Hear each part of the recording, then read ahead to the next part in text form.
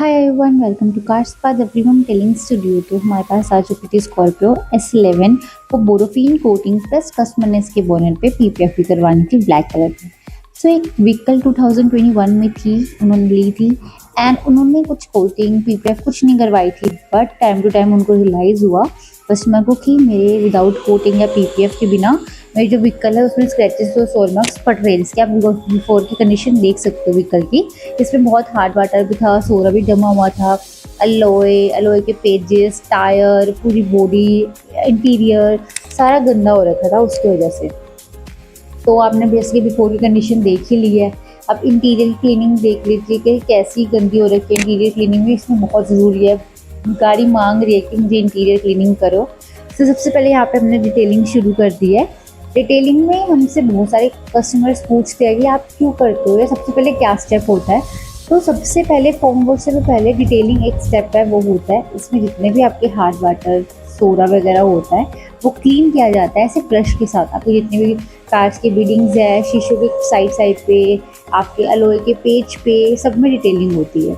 Detailing करने के बाद फोम वॉश होता है। अगर फोम वॉश हमने डायरेक्ट कर दिया देन आपका ना हार्ड वाटर रिमूव होगा ना आपका सोडा रिमूव होगा। इसलिए डिटेलिंग करना फोम वॉश से पहले बहुत ज़रूरी होता है, ताकि आपकी जो व्हीकल है उसमें ना सोडा रहे ना हार्ड वाटर रहे। तो यहाँ पे फोम वॉश हो रहा है, यहाँ पर अच्छे से अलोए को साफ़ किया जा रहा है क्योंकि अलोए बहुत ज़्यादा गंदे हो रखे थे। एंड टायर्स को अच्छे से ब्रश के साथ भी साफ़ किया जा रहा है क्योंकि टायर्स की हालत तो आपने देख ही ली थी स्टार्टिंग में, दोनों की हालत बहुत ज़्यादा गंदी थी। तो इस हिसाब से आपके अच्छे से कपड़ा मार कर पूरी गाड़ी को साफ़ करते हैं फोम वॉश में, ताकि जितने भी डस्ट कंटेमिनेंट्स है वो सारे साफ़ हो जाए। यहाँ पर हम पानी से अब वॉश कर रहे हैं। सो अब फाइनली जो हमारी व्हीकल है जहाँ जहाँ से गंदी थी हमने उनको अच्छे से साफ़ कर दिया है, ताकि हमें जो कोटिंग के प्रोसीजर में बिल्कुल भी कोई प्रॉब्लम ना आए। सो यहाँ पर हमने कंपाउंडिंग स्टार्ट कर दिया है। कंपाउंडिंग हमारा बेस होता है कोटिंग का, ये करना बहुत ज़रूरी होता है, ये एक मेन पार्ट होता है कोटिंग का।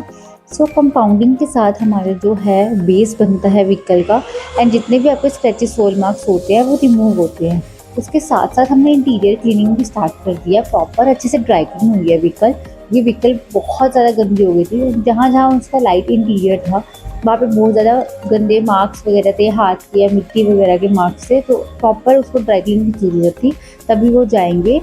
तो यहाँ पर हमारे बोनेट पे पीपीएफ लग रहा है। कस्टमर ने ब्लैक पीपीएफ चूज़ की थी क्योंकि ओल्ड व्हीकल कारण जो उनका बोनेट है उसमें डीप स्क्रैच पड़ गए थे जो कंपाउंडिंग से भी नहीं जाने थे। तो इसी वजह से उन्होंने चूज़ की है कि बोनेट में मेरे पीपीएफ कर दो ब्लैक कलर की।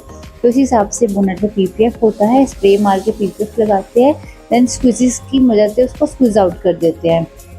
इससे आपको बहुत अच्छा रिजल्ट आता है। आप चाहे कोई भी पार्ट में पीपीएफ करवाओ।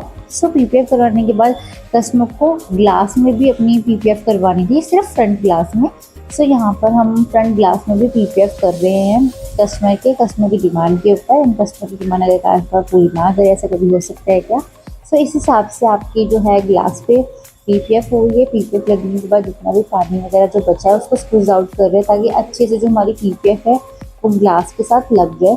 उस हिसाब से आपकी जो है पीपीएफ होती है, पीपीएफ का पीस लगता है। पीस के अकॉर्डिंग सबसे पहले कटिंग होती है, कटिंग करने के बाद आपका ऐसे पीस लगाकर स्क्वीज से स्क्वीज आउट कर देते हैं। उसके बाद जो एक्स्ट्रा जो पीपीएफ बचती है उसको इस हिसाब से कटर के थ्रू हम कट कर देते हैं, जिसके आप देख सकते हो कॉर्नर्स में जो हमारा एक्स्ट्रा जो है पीपीएफ का उसको इस हिसाब से कट कर रहे हैं, ताकि अच्छे से जो हमारी पीपीएफ है वो लग जाए। एक्स्ट्रा पार्ट आप देख सकते हो, एक्स्ट्रा पार्ट जो बचा है उसको कटर के थ्रू कट करके निकाल दिया। यहाँ पर हमारी अलोए कोटिंग हो रही है, हम अलोए कोटिंग बीच में करके देते हैं।